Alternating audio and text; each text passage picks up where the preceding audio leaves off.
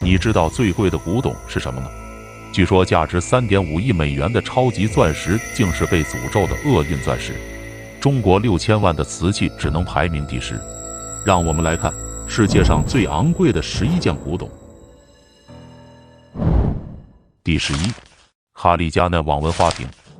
哈利加纳网纹瓶是由皇家陶艺师为乾隆皇帝制作的，由于设计在技术上具有挑战性，因此只制作了少数这些复杂的双壁花瓶。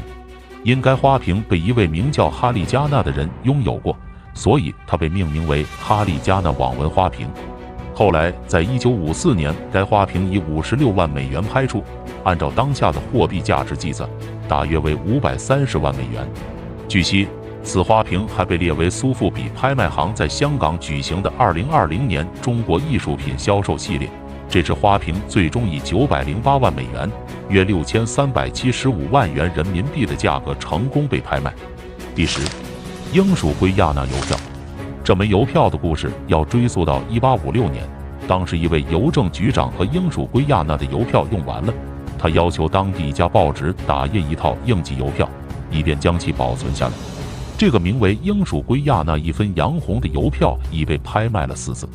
在斯塔利吉本斯购入之前，这张邮票于2014年的苏富比拍卖会上以创纪录的940万美元被美国鞋类设计师斯图尔特·维茨曼购得，成为世界最贵邮票。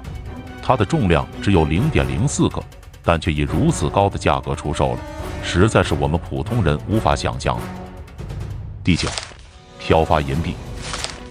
收藏家布鲁斯·莫雷兰手中有一枚1794年的美国银币，据说是最早的美国铸币。业界将这枚银币叫做飘发银币，银币图案是星星环绕的自由女神，另一面是一只雄鹰。莫雷兰于2013年以1000万美元购得，约合6500万人民币，同时创造了全球钱币最高身价。介于当时的工艺都是纯手工打造，每一枚硬币都存在细微差异，所以它变得十分珍贵。第8，漫游者古董珍珠项链。这颗梨形珍珠重达55.95克拉，被做成了非常精美的项链。英格兰女王玛丽视其为珍宝。1969年，美国富商理查德·伯顿将以37万美元的价格拍下了漫游者。伯顿将它作为情人节礼物送给伊丽莎白·泰勒。后来，泰勒将珍珠交给卡地亚，依照玛丽式的一幅画像中的样子重新设计镶嵌。1972年，最终的这件作品共镶嵌57颗天然海水珍珠，4颗养殖珍珠，串作2股项链，奢华无比。珍珠项链作为伊丽莎白·泰勒的收藏，在英国佳士得进行拍卖，以高达1184万美元的价格落锤，打破了珍珠珠宝的拍卖记录，至今依然是价格最高昂的珍珠作品。第7，亨利格雷夫斯。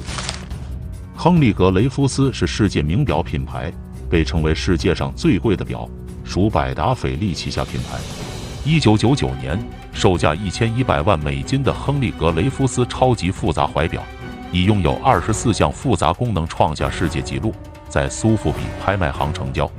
1999年，美国纽约的手表收藏家亨利格雷夫斯请百达翡丽的制表匠制作一枚举世无双的怀表，成为了百达翡丽最贵的表。此怀表拥有900多个部件，并且能够精确走时至2100年。按如今的通货膨胀来看，它的价格超过了2600万美元，并不是普通人能玩得起的高级货。第6，莱斯特手稿。莱斯特手稿得名自长期持有这一手稿的莱斯特家族。1719年在巡游欧洲大陆时，托马斯·科克买下这一手稿。1744年，他被授予莱斯特伯爵之号。1980年，美国石油大亨阿曼德·哈默从莱斯特家族买下这一手稿，并委托专家卡洛佩德·雷蒂博士将散页的手稿装订成册，恢复原状。之后，因达芬奇手迹难于辨认，卡洛佩德·雷蒂博士花了7年时间，才于1987年将手稿的每一页尽数译为英文。1994年，比尔·盖茨以3080万美元购买。第5，费伯热鸡蛋。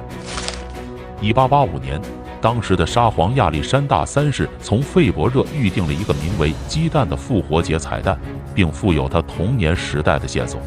今天，这些复活节彩蛋的价值已经超过了自己宝石本身价值，并达到了新的高度，因为它们象征着俄帝国最辉煌的时期。费伯热在1885年至1917年间创作了69枚，但他最著名的是他的52枚帝王蛋，其中约46枚幸存至今。2018年，在美国的跳蚤市场上发现了一个最近发现的费伯热鸡蛋，当时的买主以$13,000的价格购买了该鸡蛋，2年后的2020年被发现。这是费伯奇为俄国王室制造的第3个鸡蛋，这种鸡蛋已经丢失了100多年，估值为$3300万。第4，克拉克镰刀叶地毯。波斯地毯世界闻名，往往价格昂贵，但接下来的这块地毯堪称地毯之王。这条地毯在2013年的苏富比拍卖会上，以成交价$3370万，约合2.4亿人民币，被一位匿名买家买走，而且买家是通过电话购买的。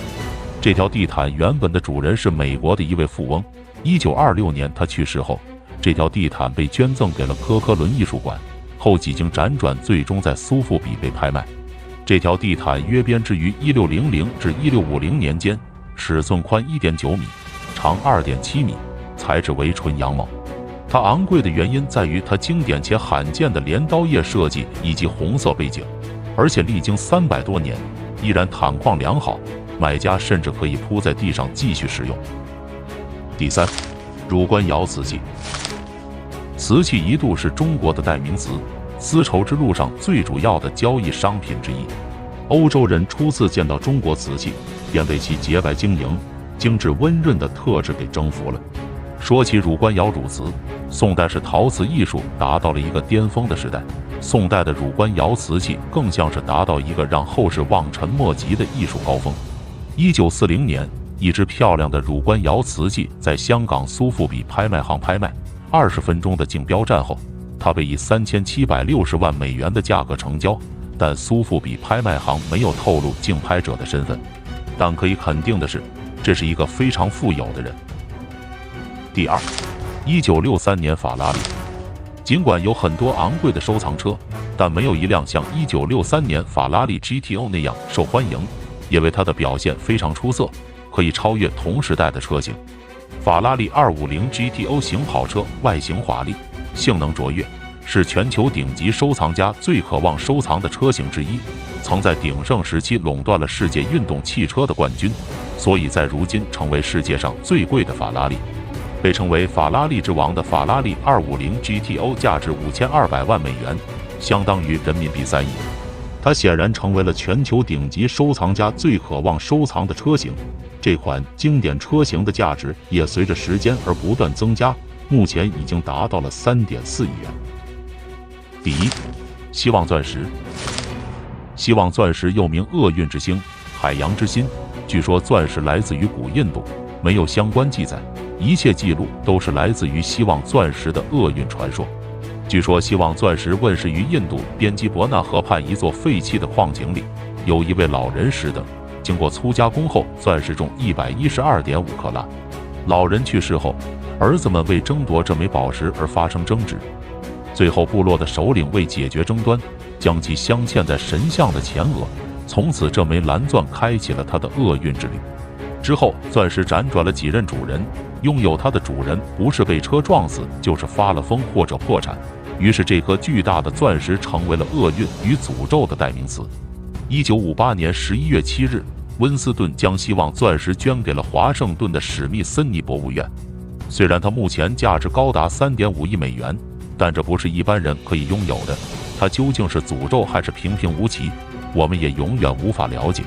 这些古董够不够贵？你最喜欢哪一个呢？欢迎在评论区写下你的看法。我是所长，感谢收看，我们下期再见。